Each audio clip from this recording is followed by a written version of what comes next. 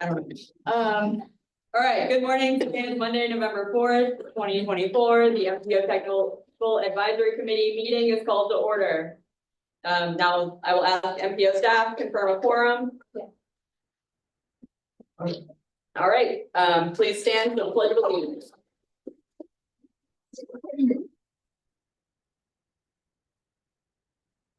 To the flag of the United States of America and to the republic for which it stands, one nation, under God, indivisible, with liberty and justice for all. All right, at this time, we will open the meeting for public comment, including comments on any agenda items. On the screen, there are 3 ways for the public to provide input to the TAC. All comments received will be shared with the committee members and made part of the public record. Staff, have any comments been received? Okay.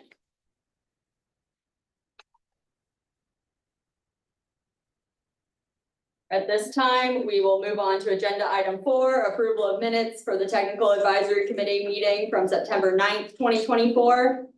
Do I have a motion to approve the minutes from the September 9th meeting? All right, motion by Megan. Second.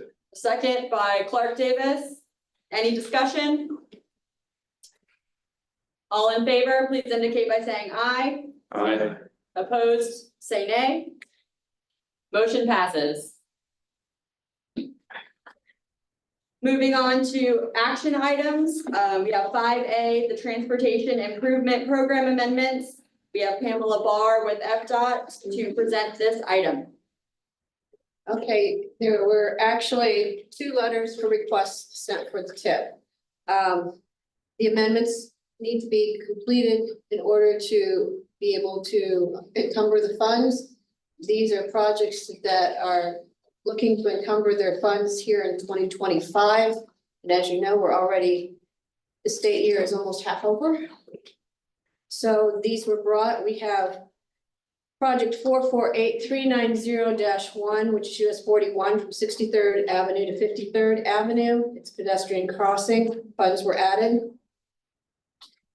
There was 449187 from I-75 to Terra Sierra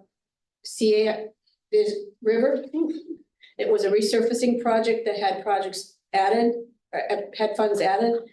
There's 4556441 US 41 from North Magellan Drive to 69th Avenue Bay Drive. This was a new segment for design. The project was added. And then there was State Route 684 Cortez Road from 26th Street to 301 Boulevard. And that was for ATSPM CV upgrade, the arterial traffic management design. That was a project added. For Sarasota, we had 453538-1 US 41 Gulf Gate to Bee Ridge. And that was also arterial traffic management project design added. We also had 4 other amendments. We had 448390. Oh, that's the one we just read. And I didn't get the new sheet. Okay. So there were 3 other projects added. Thank you. We had the DeSoto Bridge from north of State Route 64 Haven Boulevard Bridge. They had changed the scope on that. So it was a decrease of more than 0.5 miles and 20% total of the project length was a decrease.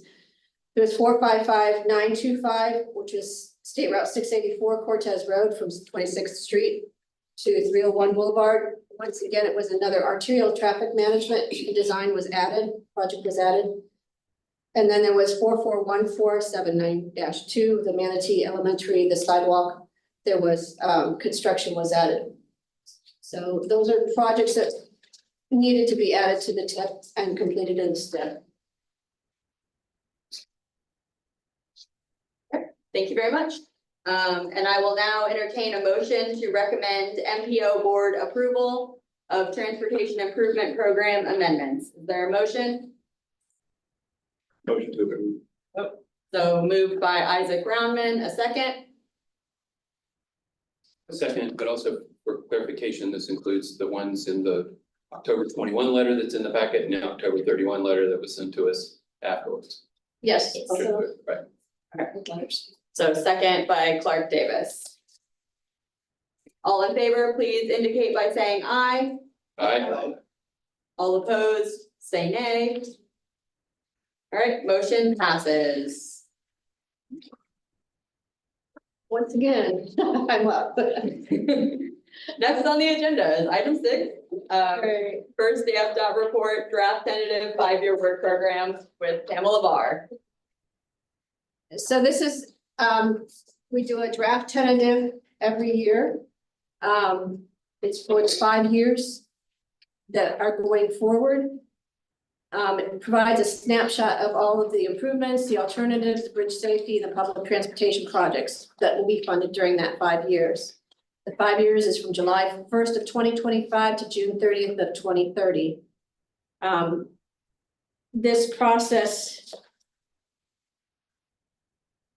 we should be getting the snapshot for the tentative about the 14th of this month, so in a couple more weeks.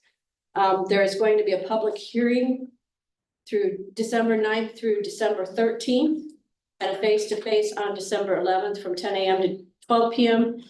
in the Bartow Ripke Auditorium, or also in Swale conference rooms.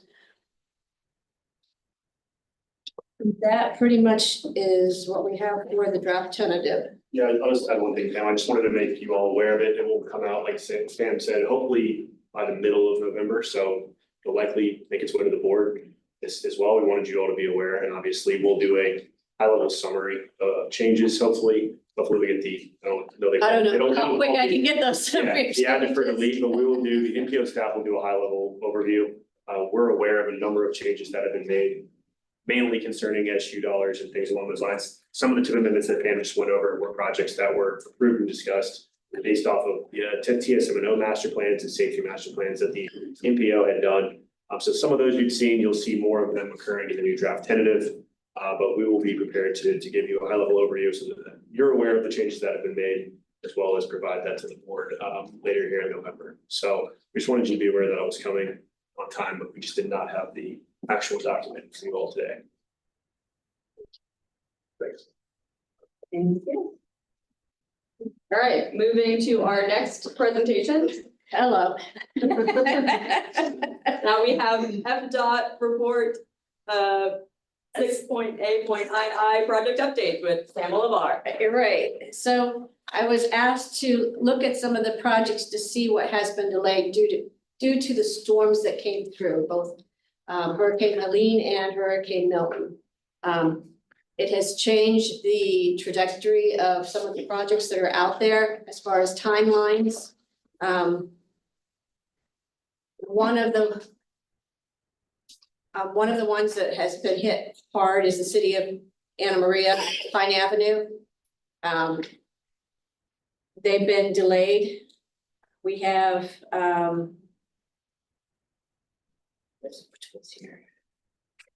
The Fruitville Road capacity improvement, that was delayed. There was a delay on the city of Anna Maria reimaging of Pine Avenue, phase 2 is delayed.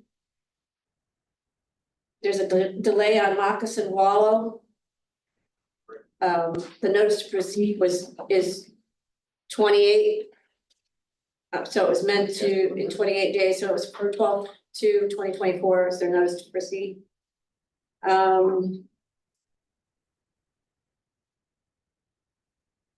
Overall, there were not too many projects that were delayed considering what we all went through. They're trying to stay on track as much as possible. One more. Rain Beach, streets, that was delayed until the beginning of 2025. 2025. PDA has been pushed back until some recovery efforts can take place. So we just wanted to, someone really wanted you all to be aware of ongoing adjustments to the work program and to ongoing projects that, since Pam mentioned, nothing inevitable. We cautioned against indefinite delays and in canceling projects. We encouraged the department to take a look at making them work while we this was a tough time for everyone. I think looking at months of recovery, not years, and we don't want to get off track with projects that we've been working on programming for, the better part of a decade. So I think we're moving forward in the right direction. It's just a matter of staying on track, making sure we've got funding in the appropriate years. So we're not getting behind schedule. Thank you for that update, Pam. There was one thing I did forget to bring, and that was the grants that are now starting to open, our transportation alternative grants. We're going to be having a workshop for those grants November 18th from 2 to 4. Basically, it's going over what the requirements are. And that will be a virtual workshop. There's also the Protect grants that was opened on October 25th that closes February 24th. The TA grants are open from December 2nd to March 31st.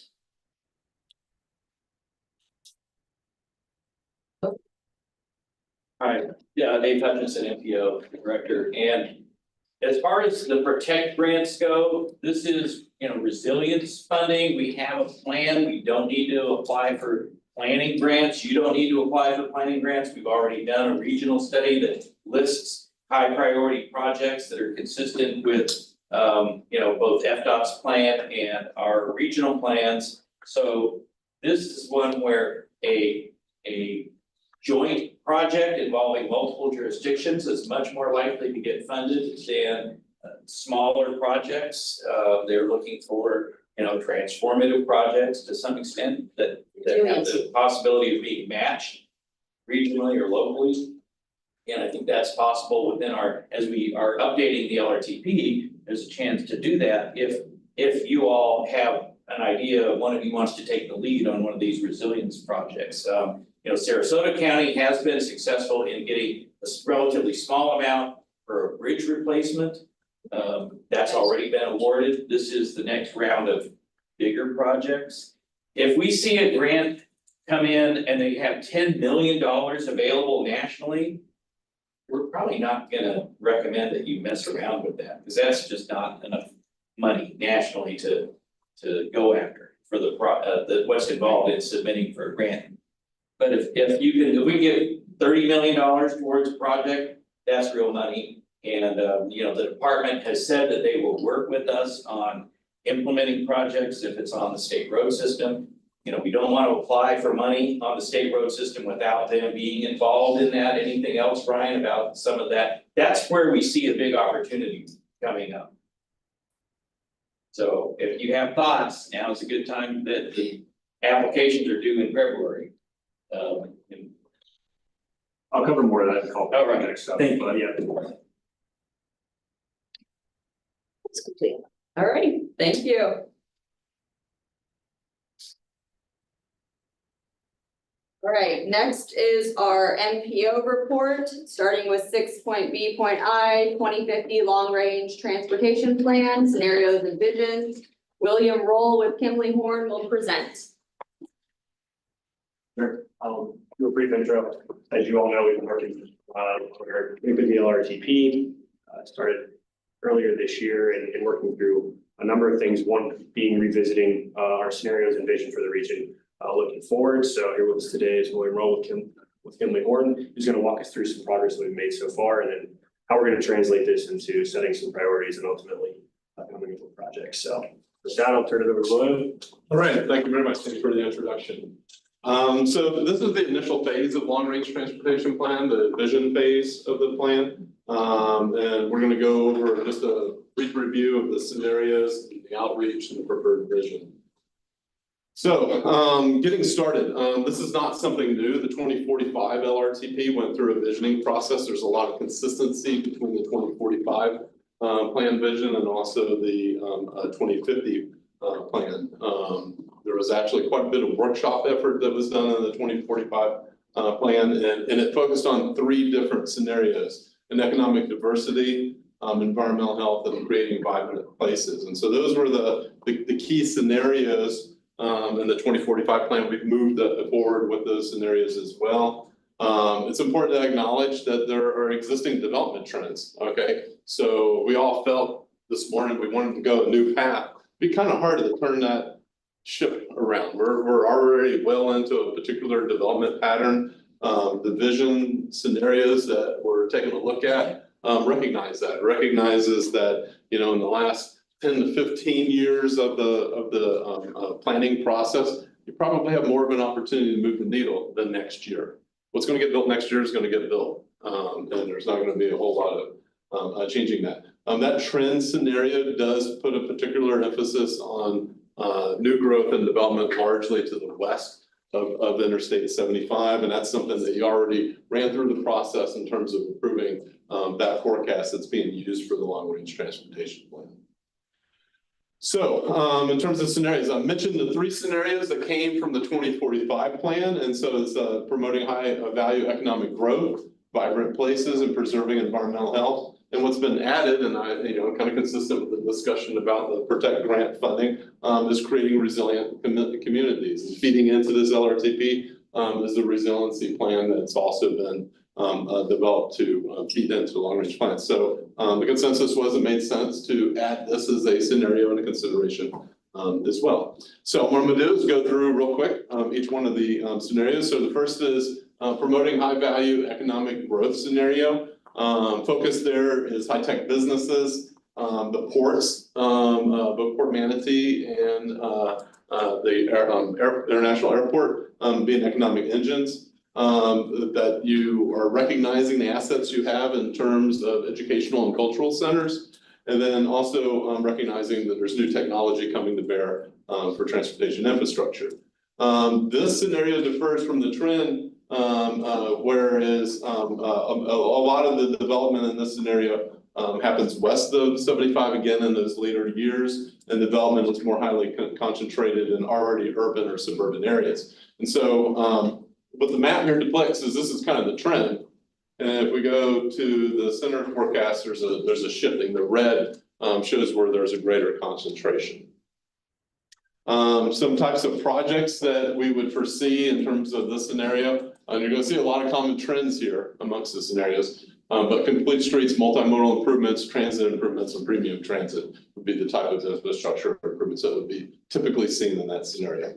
The next scenario is creating vibrant places, continued economic diversification, providing multimodal options while reducing carbon emissions, and increasing housing and transportation options. So if you think about shortening commutes and having more compact places, and then also preserving corridors to provide for operation premium public transportation to connect the different urban centers. This one here, likewise, quite a bit of development is happening to the west, but it's also concentrated more so in terms of distinct center locations. Again, similar mix of improvements in terms of complete streets, multimodal, transit, and premium transit improvements.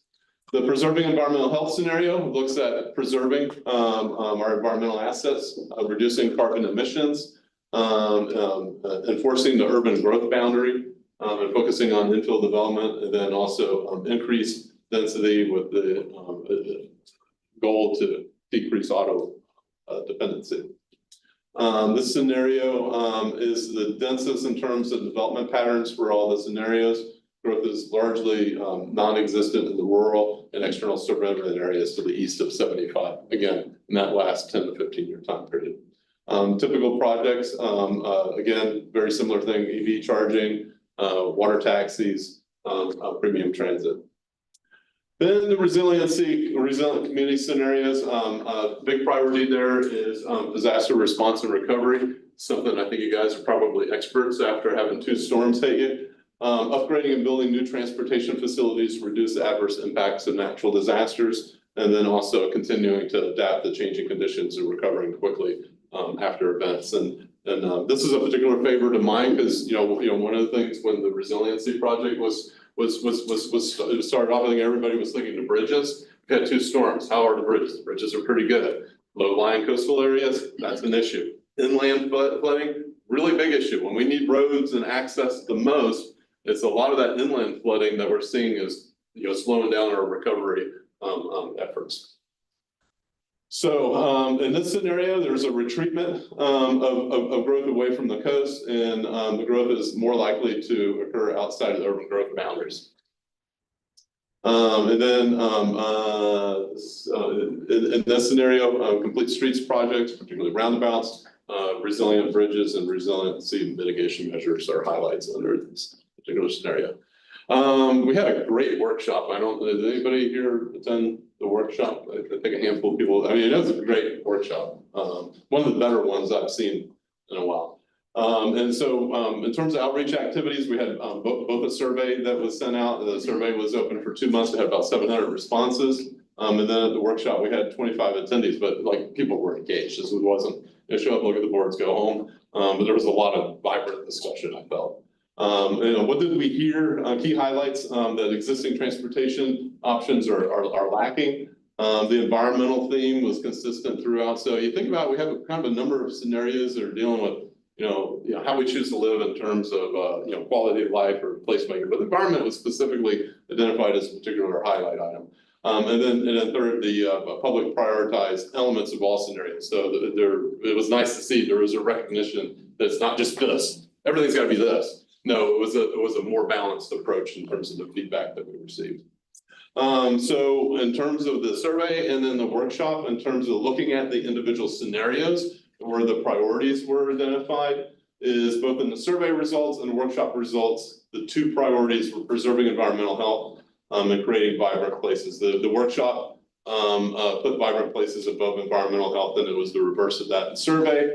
Number 3 was create resilient communities, and 4th, promoting high value economic growth. Just commenting on the high value economic growth. I think there may generally be a sense right now that there's a vibrant economy right now. And so generally speaking, you kind of get, it is sometimes a little bit more difficult for the public to respond and say, oh, we need more economic growth. Because I think there's an element to which they already see it. And I think that's one of the things that bump that down to the bottom. Recognize that the vibrant places scenario is almost just as strong in terms of high value economic growth. So in terms of the preferred vision, we relied on the survey results and took a look at individual building blocks of the individual scenarios.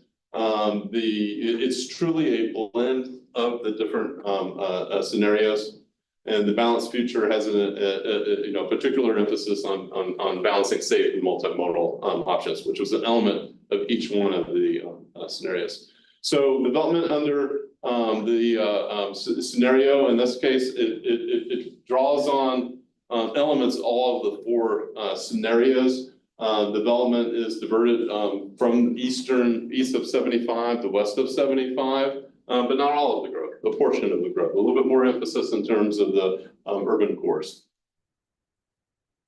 And then in terms of project applicability, this here is just a matrix table that basically identifies different elements relative to each one of the scenarios. And you can see there's generally a consistent inclusion of multimodal, premium transit, public transportation elements within all of the scenarios. If we get an economic growth scenario, you see some of those more traditional capacity expansion projects like new bridges and widening of roads. So in terms of next steps, again, I mentioned this is kind of the wrapped up beginning phase of the LRTP in terms of defining a vision for the LRTP. That second phase of evaluating the transportation system, that's underway now. And the MPO and its partners will continue to seek public input through the remainder of the process. And with that, that concludes my presentation, and I'm open to questions you might have. Yes. On resiliency, so I didn't see anything for public transit in there, but there were many people who were left without cars, and the Right. public transit helped them get to the places they needed to be. Okay. Is there an option to add some public transit back into the resiliency? No, Yeah, sort of just to build, can you kind of speak to how these were decided? Like how was it? it was developed in consensus with the MPO staff. Okay. Not to say they're not entirely inclusive. I think a lot of them we see, there's overlap, I would say. You could put an Excel post on any of them. Yeah. I think the emphasis of we're trying to start translating concepts and ideas into formalizing projects, right? And where we're gonna apply resiliency dollars. Do we have set asides, right? So currently we've got a number of box programs that are set up, right? That all kind of draw on the same thing. So we don't typically have real standalone boxes, right? There's not like, we funnel it into the work program as $1 million set aside for safety or whatever it might be. This is kind of an exercise to say, let's start looking at the types of projects and maybe we start looking at protect grants or other types of safety grants that are out there and saying maybe these types of improvements meet said scenario, set vision. Where should we invest more of our money? Currently, I would say a lot of it is directed at traditional type improvement strategies, right? Widenings, capacity, base streets. Maybe there's ways that we can shift our initial funding, right, that we get from the federal government to more of these specific project types. So no, I wouldn't say this is entirely inclusive and we're open to amending this or suggesting changes to the matrix. I think it's just starting to putting these in specific boxes of where we can set them aside. And certainly the vision scenario is a hybrid of all of these. And obviously the complete streets, some of the multimodal elements are a little bit stronger. And the others, post-impact transit operation, that's a recovery operational type thing. But we would see a mix of all these different types of project types in the vision. So sometimes you get answers based on how you ask the question. And so when you have the one about high value growth in there, if you cut out the high value part of it and just think of it in terms of supporting the growth we're getting no matter whether we like it or not, then you start to see how we also can fit the new facilities and new connections we need to make, perhaps capacity expansions can fit in those other buckets as well. Part of that is creating the vibrant places, making sure you've got the complete streets that support them. And so at the workshop, I felt like it kind of pitted sort of complete streets, urban infill compact development against suburban growth. And we're having trouble getting one to happen. And we don't have fine control over it at an MPO level because we don't do the land use planning here. But the growth is happening whether we like it or not. And so I think some of that got lost and it steered people in a particular direction that ended up emphasizing the others, but the other is needed at least in equal measure compared to those. I will say this, on a typical scenario, we're only looking at a reallocation of about 30 to 40% of the growth. So there was a very strong recognition in all of the scenarios that trend is going to continue, that east of 75 is going to happen. Well, it's maybe east of 75 in Manatee County and in north part of Sarasota County, but underneath I-75, if you will, in Northport and Inglewood and East Venice area in South Sarasota County. But that stuff's planned, comp plans have been amended, the rezones have been put in place, the development's coming. When they did the growth scenarios, they, once they determine a control total, they tend to put the first population they allocate into those areas that already have zoning in place, and they land in those places, not in West County, in either county. Yeah, and I think the vision's pretty consistent with that. All the blue dots, that's trend allocation, right? The red dots were the concentration relative to the different, addressing the different scenarios. But I appreciate the comments. Kind of hard to balance sometimes that trend versus the alternative side of things, and that's a good comment you made relative to the board. I just don't think it's one versus the other. It's not one working with the other. Totally agree with you on that. Yep. Any other questions?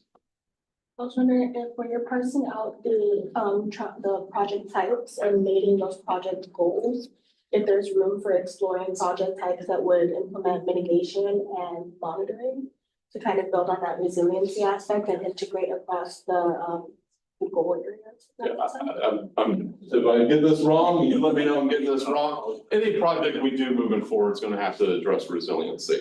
There's going to be some projects that are going to have more of a resiliency component than others. I think certainly you could see in terms of where maybe the state allocates resources in the future. You're probably gonna see some bridge approaches and bridge alignments being elevated. You might see things even happen on, Interstate 75 in the area of Mayaca River. It's like, the picture of Interstate flooded, that runs on the national news And everyone sees that, you know, we have a major tourism economy in our state, not just here.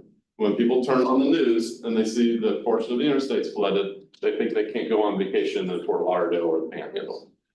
So I think there's definitely anything we do moving forward, you're gonna see that. And certainly I will say any grants that you go after, it's not just to protect grants. Okay, but if you're going after a federal grant, you better have equity, you better have resiliency as a component part of the project. So I think that language, that vernacular is ingrained into the process. Yeah, and like just the baseline of our studies going forward, and any recommendations with the long range plan as well. You know, this is the visioning and scenario side, and like I understand your point, part two, of connecting the dots. They're not separate of one another, they're inclusive of one another. We're simply also trying to place where our limited, we're averaging around $13 million a year coming from. $13 million a year doesn't get you very far in terms of building capacity connections. We can certainly help assist in some of those things, but we're looking at what about, impact fees and other ways to gather local funds and state funds on state road facilities. We've had the discussion with Pam and the state at numerous legs. If the state's primary funding and focus goal is on state road facilities, why is the NPO being a primary funding source of some of those facilities? We're going to continue to ask those questions. Are our funds and our services better utilized on local road facilities, for example, that we have no other way to fund capacity style or intersection type improvements? But major understanding our measures of effectiveness are our baseline for all the studies and all the work that we're going to do. Similar to the long range plan, there's going to be a kind of recommendation to continue to evaluate our improvements, right? We can go out and put things on roadways and say, did it actually work? Was there actually a reduction in crashes? Was there actually an improvement in volume of capacity? Are there things that we can do to better understand the improvements that we've done, right? We don't spend a bunch of money to try to improve something, but if we don't understand whether or not it works or not, how are we going to continue to make similar investments or improve our investment strategy? So we fully agree on that front, and that better understanding the way that we're investing our funds is crucial going forward. Yes. Is that conversation of limited funding going into this resiliency bucket that's building out new infrastructure and then the impacts of being able to maintain and secure that if we're already having conversations with them? Correct. Yes, there will be continuing conversations of how do we better allocate. Every major grant funding program we've seen too has been a combination of lots of parties being involved. There hasn't been many examples, even in the state of Florida, of an NPO going out solely and applying for a resiliency grant, right? We're not a construction agency. We don't go and build things. They've been examples of state, local, and NPO participation together as a blending of our resources. So understanding if we can give a few $1 million here or there on a resiliency front for a project, our city serves, so it's got several good projects, I think, that would apply for resiliency level funds. It's how do we bring our either expertise or funding in that way to better understanding what's the level playing field. I mean, I'll get into a little bit as we continue, but stretching our revenue is overall decreasing in the state of Florida. At a state level, there is an increase in some programs at the federal level, but the conversation of discretionary grants versus formula funding is certainly an interesting one. So we're gonna have to continue to balance increasing needs across the board, increasing costs on projects with decreasing projected revenue. That will ultimately result in, I'll say that now, in a decreasing size of our cost feasible list. What we did in 2045, I think was overreach. The state came out and said that over the next 25 years, they were $50 billion short of expectations. So how do we deal with that and the repercussions of that? It's probably a more refined project list, which is what the TAC willing to do with a number of our prior studies, and what you'll see ultimately in the long range plan will be a more refined overall long range plan. So we're continually working on making this possible. And relative to the discretionary funding and the grants, if you talk to District 1 staff, they expended about $800,000 going after federal discretionary grants that didn't receive a dollar in funding. So if you're going forward after grants, particularly federal grants, we better make sure you got a partnership. You better make sure that project's going to compete against the other 49 states and every other project that's in the state. Yes, ma'am. And I'd like to add to that, always make sure that you have a path forward, that you're not just asking for one phase and then not have the other funding planned for the other phases. And projects need to be what we call shovel ready, not just a vision down the road. We need things that are ready to go are the ones that will get funded. All right, well, thank you very much. Y'all have a pleasant day. Thank you. All right, next is 6.B.II, Barrier Island Implementation Plan Kickoff, and Bargini will present. Good morning, everyone. I'm Varshini Renikuta, I'm with the MPO, and I will be giving you an introduction to the Barrier Island Implementation Plan.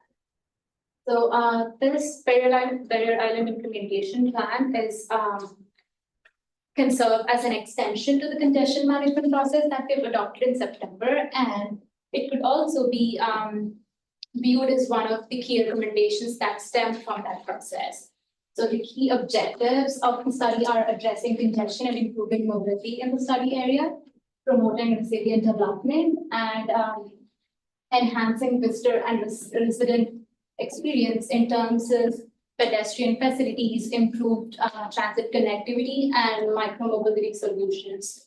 So the overall aim is to provide actionable and implementable solutions which are roundabouts, turn lanes, pedestrian facilities, and seamless transit connectivity in the Barrier Island area.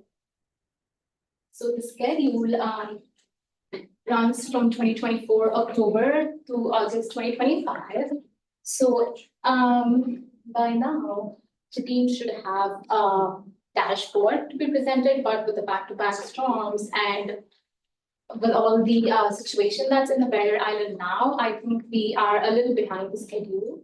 So you should have that public dashboard which talks about particular locations for improvement by the next TAC meeting. And then the study area. So the Barrier Island Implementation Plan includes all the Barrier Islands from Anna Barrier Island all the way to Blind Pass Beach in the South Sarasota County.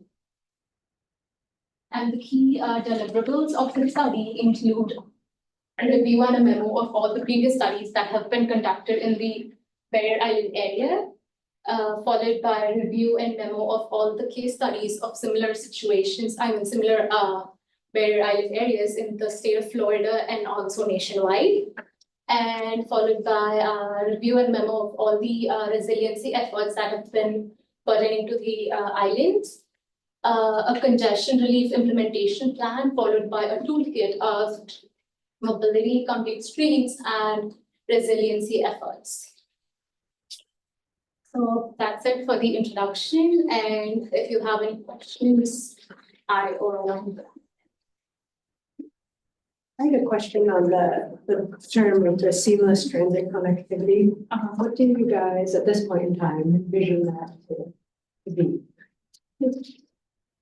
I think it's a multi-faceted thing, right? I think obviously we defer to the, right? It's not ultimately our decision to decide that. We just want to make it as efficient as possible. We've had the conversation about, the average person really care if the service is based out of Manatee County or Sarasota County. It's a seamless transition of getting where they need to go in a reasonable amount of time. I think that's the responses that we've got on a number of things and what we've tasked with our consultant to look at. On the front of resiliency, I think it's a matter of what was brought up earlier and what William mentioned about, during storm season and things like that.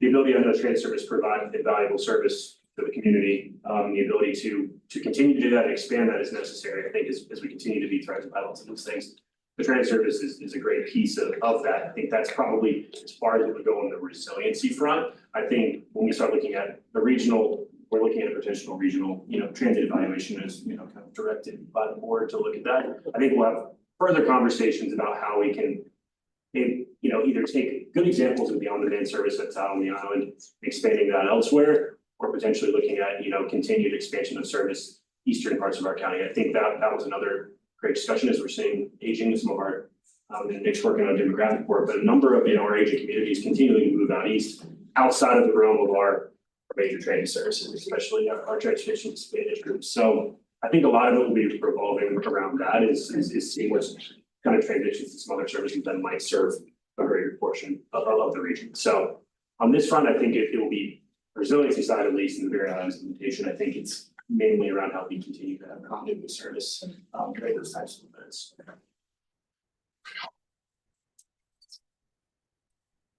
All right. Thank you. Next up is 6.B.III 2025 call for projects, and Ryan Brown will be presenting this item. Thank you. Yeah, so I just wanted to come back and we noted it prior at the September meeting, but it had not been formally opened. It did open up following the board meeting in September. Wanted to come back to you today just to really see if there's any questions or any concerns or comments related to the process thus far. I said, we're available here in the near term. I know Yancey County started submitting some projects there. We're available here in the next few months to review and provide feedback on any applications that you might have. We've also, continued to look at how we can work better with the state process. As Pam mentioned, Central applications are open, TAC applications are open. Our timelines do align fairly well still. The deadline for those are end of March. We're still on track to adopt our priorities in March as well.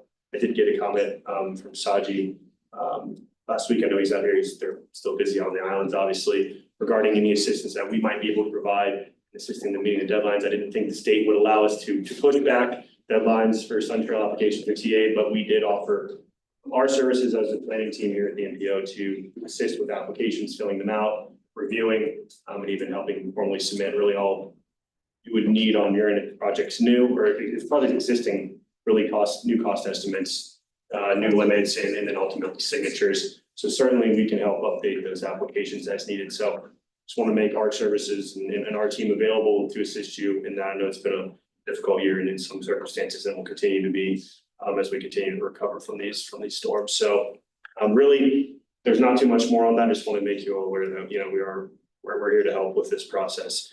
And then ultimately, next year, looking at revisiting how we go about doing the process as we adopt our new LRTP. This year, following the same process we've done for the few prior years. So that I'll take any questions related to the calls to projects. Hearing none. Okay, thank you. That's the action. All right, next is 6.B.IV 2024 Sun Trail priorities with Nina Venter with the MPO. Thank you. Good morning, everyone. So the purpose of this item is kind of twofold. On the one hand, it just as a friendly reminder that the Sun Trail funding solicitation cycle is currently open. And the deadline for that will be on December 19th, I think around 2 p.m. So in the middle of the day. So just a reminder, keep that on your calendars. Second is that in order for a project to be eligible for Sun Trail funding in this cycle, the project has to be included on the MPO's 2024 list of project priorities. So the 2024 list does currently include 3 segments, all 3 of which were included in the alignments that were adopted by the board last year. However, following discussion over the last couple of months, we are aware of at least 2 projects that are not currently on the 2024 list, and that will need to prompt amendment of the 2024 list in order to be eligible for the cycle this year. So the projects that we know of are, the one is in Northport and the second is in Yancey County. There may be more projects, we will find out after this discussion. So at this point, we would like to open the floor in order for a discussion to be had on a proposed amendment of the 2024 list of those 2 projects or others. And then if the TAC does recommend board approval of the amendment, we will take it to the board in November and the 2024 list will be adjusted. The application does include a portion where we need to identify where on the MPO's list the project is listed. And there's also a signature page that needs to be brought to the MPO so that we can certify that it is on the project, on the prioritization process. So with that said, if the projects are added to the 2024 list, those projects will need to be applied for in the 2025 call for projects. So that when we have a draft list with the TAC upcoming, that those projects are included in the draft list, but that we also have the application materials to support the amendment. So now we understand with the board meeting in November and then the central application in December, it's a very tight turnaround for applications. But if possible, get those priority applications to us sooner rather than later. So with that, I'd like to open up the floor for discussion on those two projects. You know, Anthony is here, Clark is here, and then any other projects that need to be discussed. For the Northport project, we are planning to resubmit the application with the 2025 priorities as well as if we can amend the 2024 list as well. We can include that. We do have a question regarding the I guess the path that was chosen, the alignment. It looks like a fair portion of the project falls outside of the city limits. So we're not really sure how that will work when it goes to actual design and construction and responsibilities. So I think we need to coordinate that with the county. Yeah, I think probably based on discussions, it sounds like the city might take the lead and then with support from Sarasota County. So you can either submit a joint application or Sarasota County can support the application and the next meetings. Could you describe the segment or the connection to Sun Trail? Where does this lie? Because I know it's not something new. It's been, you know, an idea and a plan for a while, but now there's a chance to actually make it happen, it sounds like. So the current Northport connector portion of the Legacy Trail terminates at Price Boulevard at the western end of the city, just west of a retention ditch that goes along the west side of the city. So this section would continue that extension south to War Mineral Springs area and then over into the park. Can I piggyback on, that's okay, I got a mouth. Yes. All right, good morning, everyone, Charles Hines, Trust for Public Land, and I'm the project director for the Florida Gulf Coast Trail. And working hand in hand with Northport, and I don't know if I have enough for everybody, but maybe there's a little project sheet and a map. And quick background on this, when I was with Sarasota County, you know, we were part, and so was Trust for Public Land for the Legacy Trail extension into Northport. We built it to Price Boulevard, and my understanding at the time is the city was like, okay, stop, hang on. We're trying to do a much larger master plan for War Mineral Springs. And we feel the trail would be part of that. That continued on, but the community couldn't find consensus in regards to what to do with a War Mineral Springs. Develop it, put a conservation easement over it, couldn't get too more extreme. And so TPL and Friends of the Legacy Trail asked the city, can you decouple the trail from the development possible plans of the springs? Because either whether you develop it or you keep it in a natural state, the trail would come there. And the community wants it. And so I think in May to June, they finally did that. They created a separate CIP, project for this segment. So, Pam, it's not quite shovel ready, but it's pretty close. There's no land acquisition that's needed. Money has started to be raised. Kimley Horn has completed 90% of the plans on the county part. They've also been contacted, was working with the city to find the funding, we'll help find the funding, but to complete the plans to the springs. So part of the funding strategy would be City of Northport, Sarasota County, Friends of the Legacy Trail already committed to give $100,000 toward this project. And then obviously a Sun Trail application. And maybe even a line item appropriation request from the state. Don't want any federal dollars on this. The whole thing's probably $3 to $4 million, $3.5 million. The key part of this is for the Florida Gulf Coast Trail. War Mineral Springs is just such a natural trailhead. And I don't know if y'all have never been to War Mineral Springs or don't know the history of it, but there's so much there from an archaeological, historical, just it's such a unique place. Plus having the trail being able to connect thousands and thousands of homes that live in Northport. So simple trail, it's about a mile and a half, 1.7, no land acquisition.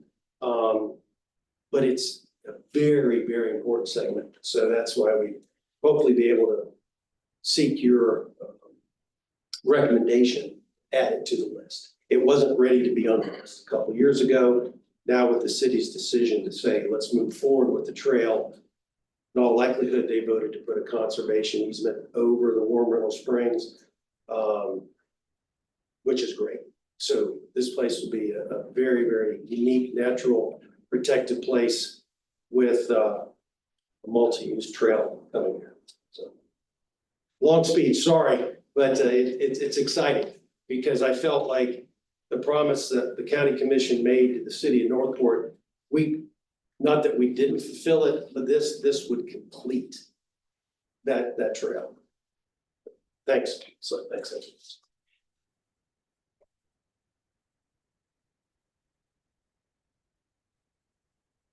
The Manatee County Trail section that we're looking at is a portion of what's on the Sun Trail now. I don't have a map with me, but in Manatee County, starting at the Hillsborough County line, the Sun Trail actually branches into two segments.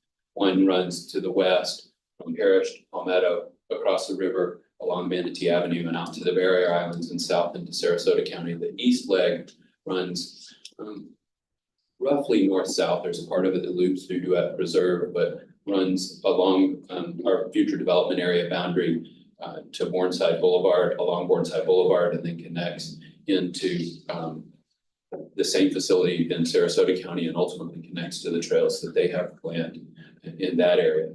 We are looking at a segment of this east leg, and it is from the Bourneside at State Road 64 intersection. That's where Dam and Bourneside meet, 6 miles east of the interstate. Runs in the vicinity of our potable water treatment plant and through some land owned by the county and north to across the river to North Rye Road to the Rye Preserve entrance. So it connects some multi-use path infrastructure that Lakewood Ranch has built on the south side of State Road 64 through some natural area to the Rye Preserve. And we'll be taking the project, it'll be called the Gateway Greenway Trail from State Road 64 to North Rye Road as a project priority to the county's amended list on November 12. And we'll ask for the MPO to add the same project to their priority list if our board approves it.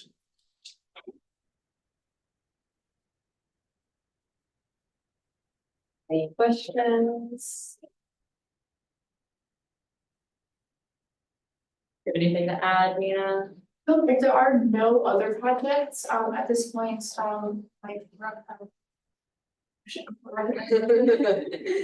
Okay, so yes, I will now entertain a motion to recommend MPO board approval of the proposed amendments to the 2024 list of project priorities to include Sun Trail priorities. Is there a motion? All right, motion by Anthony Friedman. Is there a second? Second. Second by Clark Davis. I hope so. All in favor, please indicate by saying aye. Aye. All opposed, please indicate by saying nay. Motion has passed. Thank you all.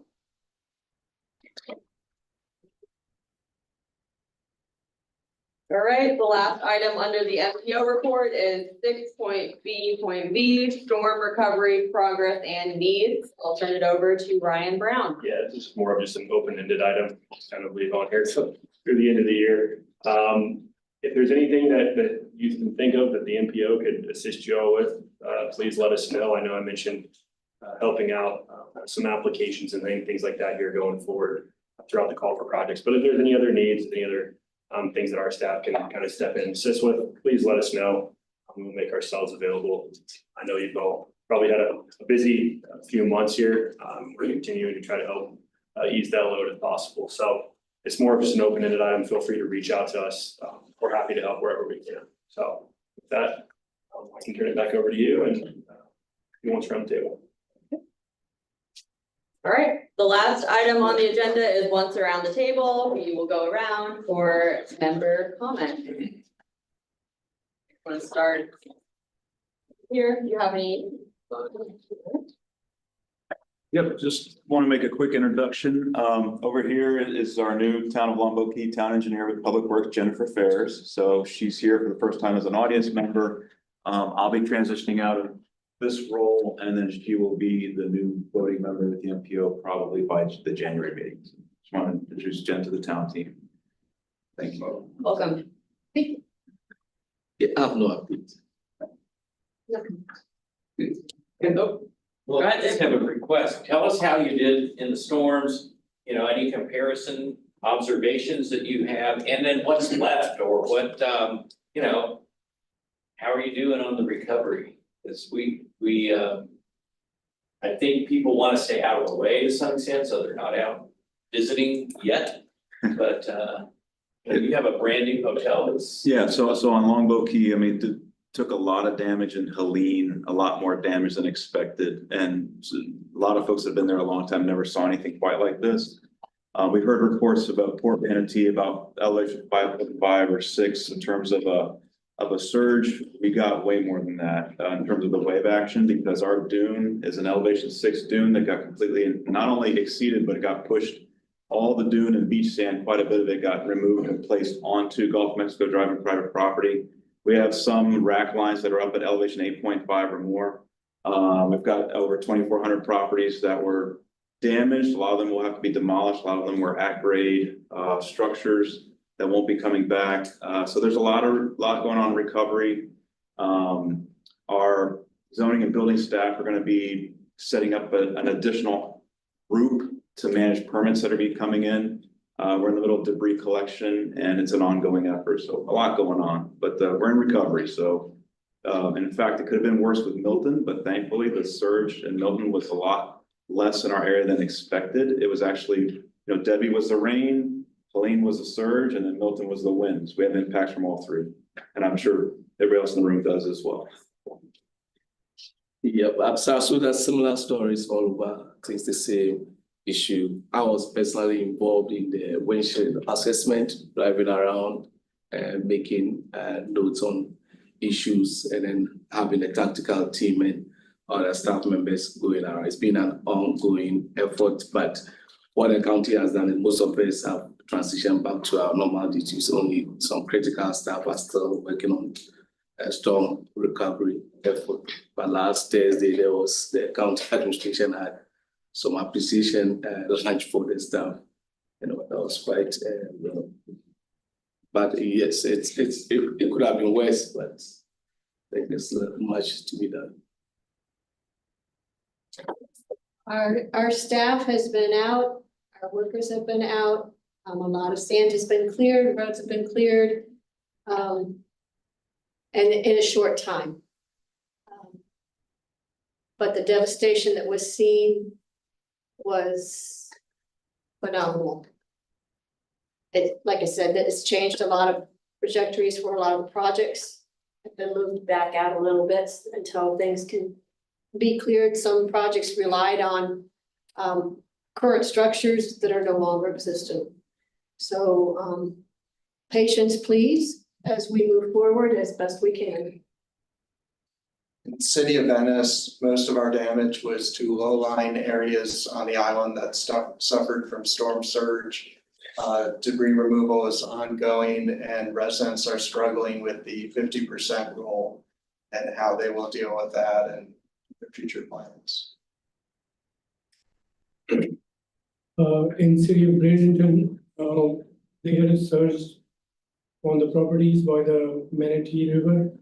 And city of Bradenton had lots of street signs and stop signs destroyed or blown away. And a lot of debris and trees fell, and cleaning efforts are still going on. And they had problem with certain lift stations. I don't deal in that area, but I hear about the problems. But they are doing their best to restore the services. In Manatee County, don't have numbers for everything, but going back to Debbie with the rain, we had some scouring of some of our bridges, and we still haven't replaced some material on those. And so that's had a lasting effect, because in an abundance of caution, when another storm comes, we close the bridge, so we can take a look at it after the event and go on from that. That doesn't affect too many bridges, but there's two in North County that I know for sure that we close on Jim Davis Road and Golf Course Road. We still have a lot of canal clearing to do, our waterways. There's a lot of trees that fell across them. We've restored flow everywhere, but there's still stuff that can cause problems in the future if we don't get it cleaned out. Don't think there's too much road structural damage. They may be looking at some areas for washout, things like that. And then we lost about half the roof of our fleet, transit fleet maintenance facility. And that was a pretty significant thing for them because it's critical for them to keep the buses on the road. Our regular fleet maintenance facility is just not set up to do that amount of work anymore.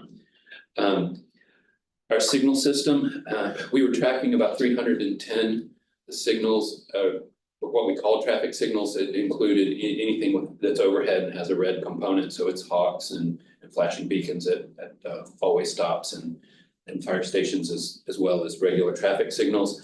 But about 180 of those, split roughly between the state and county, received fairly significant damage. The state is working on their portion of the signal system. We're working on ours. It's going relatively smooth. I mean, most of the signals, if you drive the roads at first glance, it looks like everything's okay, but there's ones with missing heads. The detection is not fully restored yet. So if the signal system feels like it works worse than it did 2 or 3 months ago, it's just not optimized at this point. It won't be until we can get some of the detection and communication restored. But we think we're on pace to get largely restored, at least the county part of it, by the end of November. Given the pace that FDOT's working, they're probably looking at something similar to that as well. And then for street lighting, roadway lighting, about 755 fixtures, just the luminaire and the lamp part of it was damaged or messed with, and just tilted or twisted in some way. And that's being worked on, and about 85 poles, more FDOT than county, were damaged. So the entire light pole is going to have to be replaced. That's another one that I think is on pace to get repaired, although a lot of those are owned by FPL, so we'll be waiting for them. And then last but not least is the traffic signs. We figure we've got about 65,000 signs on public roads in Manatee County. We've seen about 80% of them, and we think we're on pace to have about 17,000 signs that either need to be repaired or replaced in some way. A lot of it's repair. The sign got twisted, blown over. Some crazy stuff, if you haven't paid attention, some of the signs, it looks like it's bent 90 degrees one way or another, but it actually was 270 degrees the other way. The whole pole is just spindle and things like that. It's some of the cases. And so those are as good as replacements because they have to be removed and the poles replaced and things like that. But there's a lot of that going on. That will go on for months. We're done repairs on 2,000 to 3,000 of them so far. And so if over 3 weeks we've done that, and you can project out how long it'll take to get to 17,000. So that'll extend well into winter, but that's the longest time. But we are trying to get the stop signs and the school zones up and running, and we're largely successful with that part of it. So I don't have anything more than what we've done. it was enough. I think Kwame gave a good overall county update. For transit, we were involved in both prior evacuations and getting people to shelters, as well as post-storm, getting them out of the shelter and onto either back to their homes or to temporary housing. So very busy with those efforts. Not storm related. We did just this past weekend do our winter sign up, and we have a couple changes. One, the 77 Siesta Islander, which used to be an on-island service, now connects to downtown Sarasota. So we're very excited about that connection and connecting those people that want to get to the islands. We also have a few changes to our on-demand zones. With that connection, we removed the Siesta on-demand zone, which has been shut down following all the storm damage. There haven't been many people utilizing it. And as well as we extended our southern Venice Englewood zone to incorporate the Walmart down there, which is one of the top destinations used by on-demand users. Adriana Silva, Manatee County Planning. I think Clark gave a pretty comprehensive analysis of what happened, but I don't have any comments. Lisa Thomas, City of Sarasota, so share a lot of the concerns and such that Isaac brought up. Of note, so we do still have some traffic signals that are on generators. So just kind of helps highlight the resiliency of the roundabouts that we have. Shared same concerns with the flooding. And then also, my scope also includes the Lido Beach. And so while it's not a normal transportation thing, the city does have a dune project that we're working on there, which will help protect the sand from coming onto Ben Franklin Drive there. So kind of tying into how all of our different projects some way end up shaping transportation. So fortunately, Northport was spared the worst from this round of storms. Most of our damage was restricted to signage, street lights, occasional traffic signal that got twisted around, stuff like that. For the most part, things are better than they could have been, all things considered, and I'd say we're on a way to recovery. Nothing majorly structural in terms of damage. We did a post-storm inspection of all of our bridges and water control structures, which revealed just a few spots of minor erosion, which our crews are working to repair. Largely already addressed those issues. So being fortunate in that way. Yeah, City of Bradenton is pretty well covered, so I don't have anything else. So with that, I guess we will adjourn at 11:07 a.m. Thank you all.